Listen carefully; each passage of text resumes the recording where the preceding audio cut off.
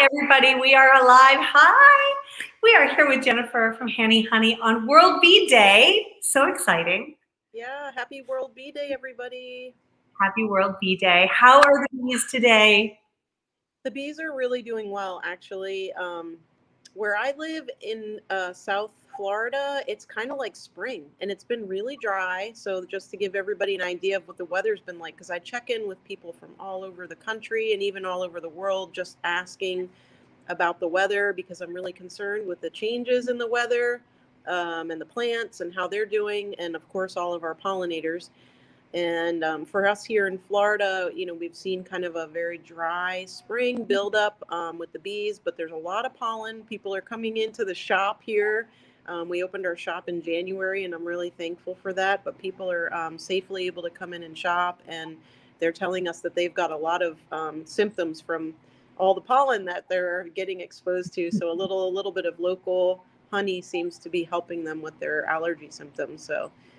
But yeah, it's beautiful here. Come visit, please, when you can. We'd love to see you. I've been seeing all of your beautiful posts of the amazing food and drinks that you're making. That boba that you made the other day with, what was it? It was butterfly pea and turmeric? Yeah, boba? yeah. That's incredible. It's so cool watching them cook because they get that like stained glass look. First they're opaque, then they kind of get a clear look, and then we take them out and rinse them, and we usually immerse them in some honey or sugar, just a little bit to keep them free flowing. But yeah, we hand make all the tapioca pearls because we just love bubble tea and everything healthy.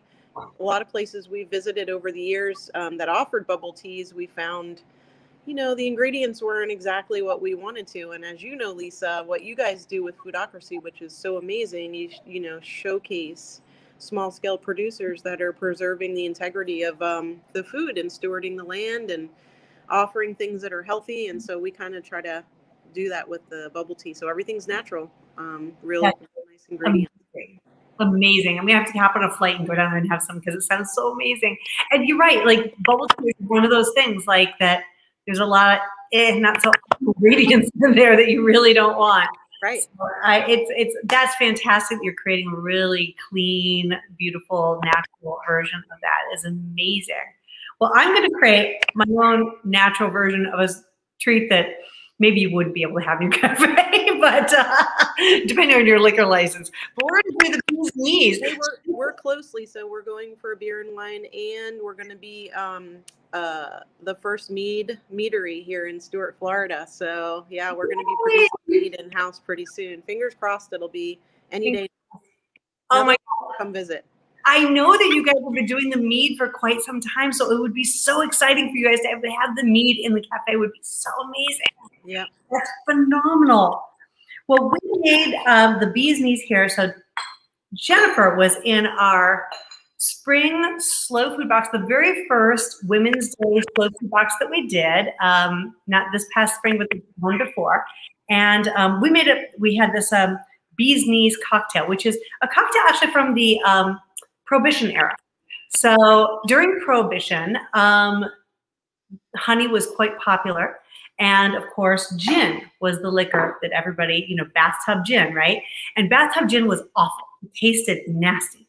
So because they had that, they had to sweeten it and add some flavor to it to make it taste good, right? And so they came up with the bee's knees. And that is our cocktail. And it's been so long. I've got to admit, I'm going to shoot a little bit and look at my recipe because I'm like, it's gin, it's lemon, and it's honey, but I got to remember the ratio. Yeah. What a neat thing to be able to take a little honey and a little lemon and make some gin that is not all that wonderful, tastes so good, right? So the thing is, right? They were brilliant. And so I'm just starting with a really good gin. This is called Wilder, and it's a locally made gin. So gin's one of those great things that you can always find local. So if you like gin, or even if you think you don't like gin, I encourage you to go out there and find your local gin producers, because what they'll do is they're using local botanicals from your own area. And like this is made from botanicals from the Ventura, California area. And they forage for all their botanicals, and it's just so amazing and different than what you've had. You may have had Bombay gin like we mostly have. Maybe you just didn't like Bombay gin. There's a lot of gin, and it's all very, very different and tastes incredibly different based on the botanicals that they've used to infuse. So I encourage you to go out and find your own local gin, just like your own local honey. So honey is one of those just like gin, and so the two of them pair so well together. The gin has all these aromatics and herbs, and that's why I really like it with the gallberry. So the gallberry also, to me, has almost an herbaceous flavor to it. Like it's by far one of the most unique honeys I've ever tasted in my life. It's just got this very, very unique taste to it. And the herbaceousness is what it kind of springs out at me. So it pairs so well with the gin. Now, if you're gonna make a gin, any cocktail with honey, the first thing you need to do is warm up your honey. Now, you don't wanna put your honey in a microwave because you don't want it to boil and crystallize. And you also don't want to add it. So there's a lot of recipes for bourbons that have you adding honey to hot water, like you mixing it in hot water and making a honey syrup is what they call it. But then you're watering down your drink. Why would you do that? So instead, what I've done is probably be so hot I'm barely gonna be able to touch it. Okay, so what I've done here, and I'll kind of change my view here a little bit so you can see what I'm doing here. So I've taken and put my honey jar into a pot of hot water on simmer. And I just didn't want to boil it. You don't want to go overboard, but I did a little simmer. Now what I'm going to do is I'm going to start with your liquor. So you start with your gin in this case. 2 ounces of gin should do me nicely. Then I'm going to add my honey. Now, I'm going to probably do it kind of we're going to do 3/4 of an ounce of honey, which I'm kind of trying to not spill honey everywhere by doing this. So I've got my jigger. I'm going to fill it up to 3/4 of an ounce here. Oh, come on, baby. Come on. That's a nice, generous amount of honey. Yes, it is. Nice, generous amount of honey, because then you're going to pour lemon juice in. And then the lemon juice, there we go. We're going to pour a little more lemon juice in. Now, I'm going to mix those up really good.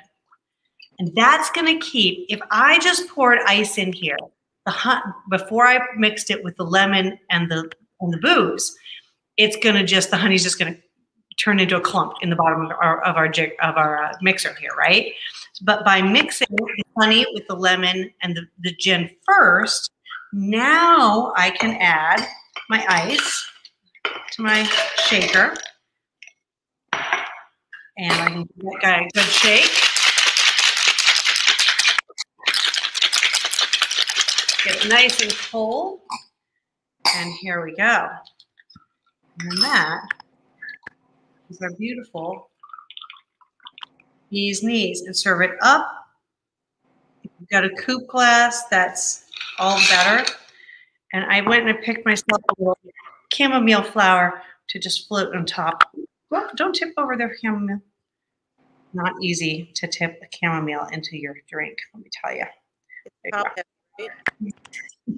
that's beautiful. Isn't it pretty? So that makes a beautiful little flowery drink. So I don't know about you, but I let all of my herbs go to flower. I let them all go.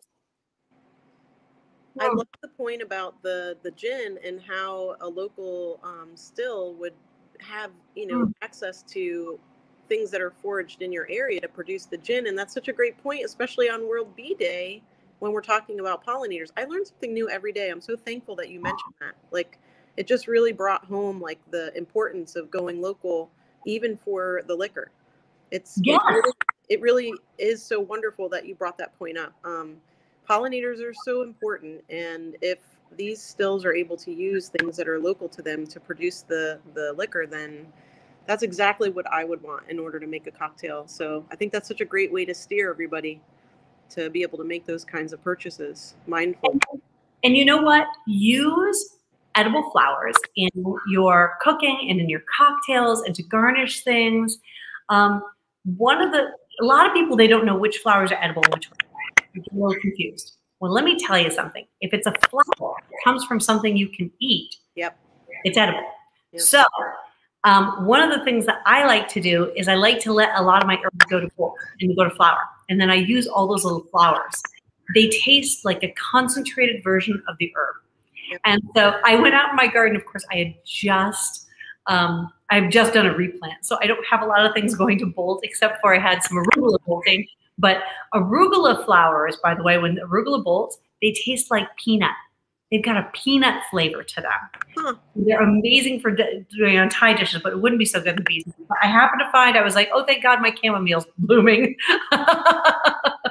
I think it's amazing that you can grow chamomile. It's not something that we can commonly grow here in Florida, but things like tulsi, and we have some really amazing varieties of hibiscus, and we've been using edible flowers on all of our salads. And again, yeah, what you just mentioned about the potency and the flavor, that's amazing. I mean, I'm noticing more and more chefs are utilizing them, and more farmers are also utilizing them. So I've seen them pop up on the list of availability for different things that I can get from my local farms in the last few weeks. So another really awesome point that you brought up. Yeah, I love edible flowers. I mean, they're really wonderful. And of course, obviously, whenever we're planting flowers and letting our flowers, and even letting our herbs go to flower, we're helping the pollinators. We're giving them some food. So all the way around, it's all really, really great.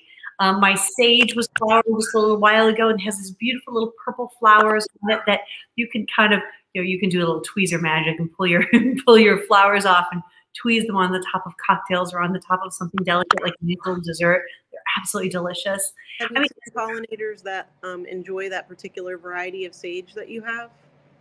So here in California, it's interesting. We just added to the store a California honey, which you're funny. We're in California. You would think we'd have California honey before now, but we didn't. We finally added a California honey. It's called the California Black Button Sage, and it grows in the chaparral up in the mountains. And the sage gets these beautiful black puffy flowers. That's why it gets its cute little name of the button flower. And it's a beautiful, beautiful honey, crystallized, kind of similar to the galberry. And so it's resists its crystallization, and it's really got a lovely flavor to it. And they eat on a salvia plant. So salvia is a very large genus of plants. Yep. Huge. There's so many different types of salvia, and salvia grows in all different environments all over the world. It's a crazy genus of plants. So wherever you are, you have salvia that grows in your area, and I'm sure we grow different salvia than you do because we have a much more arid climate than you do. We can't grow. We can grow hibiscus because we get the warm weather, but it tends to get a whitefly. I took all my hibiscus out because I was drowning in whitefly. I couldn't control the whitefly. So I took all my hibiscus out, but it grows really well in Florida, and it really grows really well in Hawaii. You guys are both well known for your hibiscus, but here, not so great. It's tough. You could grow it, but it's tricky. It's a tricky plant to grow. So Yeah. that honey sounds amazing, and it makes me think a little bit about how we can encourage anybody listening for World Pollinator Day to support pollinators, to plant what grows easily in your area. There's likely a salvia.